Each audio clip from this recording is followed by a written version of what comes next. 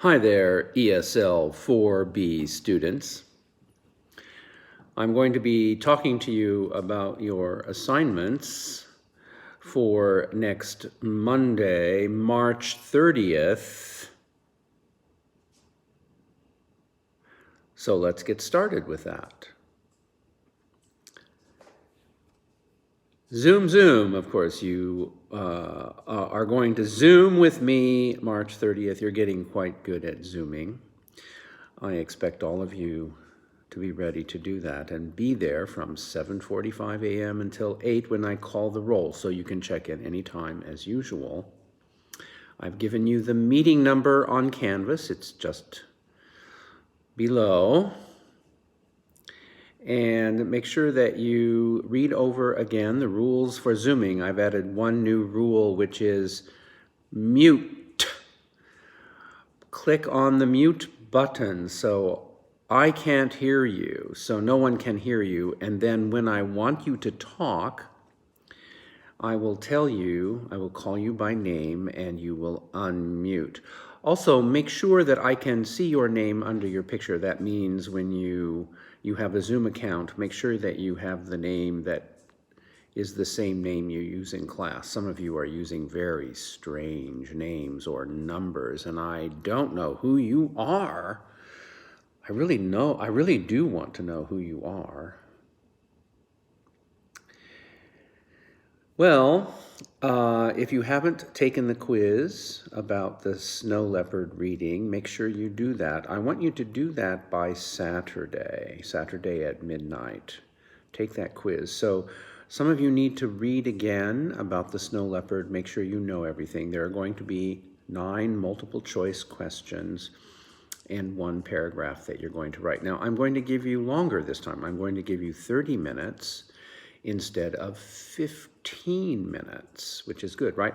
But you will only have 1 chance to take the quiz. You will not have 2 chances, okay?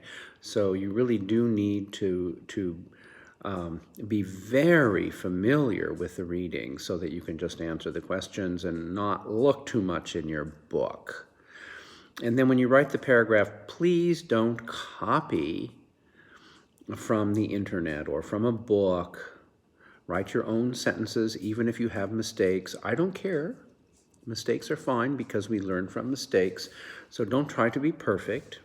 It's only on dictation. I'm not going to give you a dictation this time. We'll see about dictation in future. It's really good to do, but let's get a little more familiar with Zoom and what we're doing with Zoom before I start giving dictation again. And the most important thing that we're going to be doing next time is we are going to start reading A Fire Story by Brian Fies. And there's, if you look on the Canvas page, you will see a 2-minute introduction to Brian Fies and his book, his graphic illustrated book called A Fire Story. So you'll watch that video. Make sure when you watch any video, you turn on closed captioning or CC. And then there is a shorter version.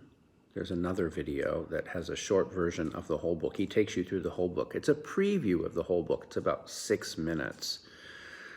So you'll click on the link to see that video. It's called A Fire Story by Brian Fies. And once you have viewed the 2 videos, then I want you to read the first 30 pages of A Fire Story. And you know how to read. Read the first 30 pages beginning to end without stopping, and then of course you're going to read it a second time, and you're going to look at vocabulary, and you're going to prepare some answers to some questions.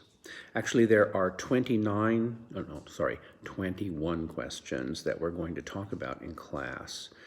So after you have read A Fire Story and worked on the vocabulary, I want you to be able to answer each question. And that means that you have to underline the part of the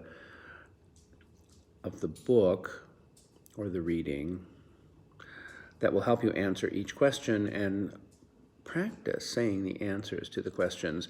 I'm going to call on everyone. There are almost a few more than 21 students, but everyone is going to have a chance to answer a question. So be prepared. The questions are not difficult. They're easy to find, the answers. So I think well, it's a sad story, but it's very interesting, and it's not hard to read, I don't think.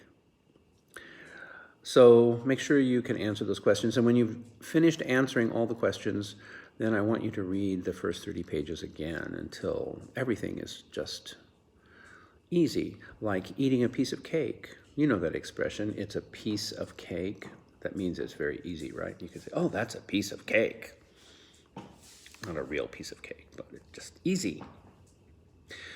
And I've given you a few songs where the theme is fire. Fire has a lot of meanings, and so songwriters often use fire in some kind of way in their music. So I thought, well, it might be fun for you to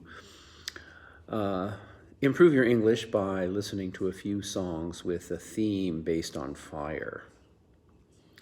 We learn a lot of English through music, and that's what I want you to, I'm providing you musical sources to help you. And especially since we're staying at home and we have extra time, so why not use all of this extra time to improve our English? And we can improve our English in lots of fun ways, like listening to music and watching movies. And in fact, I have included a movie that is based on fighting California wildfires, similar to the one in A Fire Story, and you will see the firemen here. And it's kind of like a documentary movie. It's good. I think it's $2.99 to rent. It's not very expensive. You can rent it on YouTube. But if you can find it somewhere else that's free, that's good. I don't care. Make sure that you turn on closed captioning again. Always when you do something where you watch something or read something, music or movies, turn on closed caption, please. So this is our work for the next week and a half. And then I will Zoom with you on Zoom. Zoom, Zoom.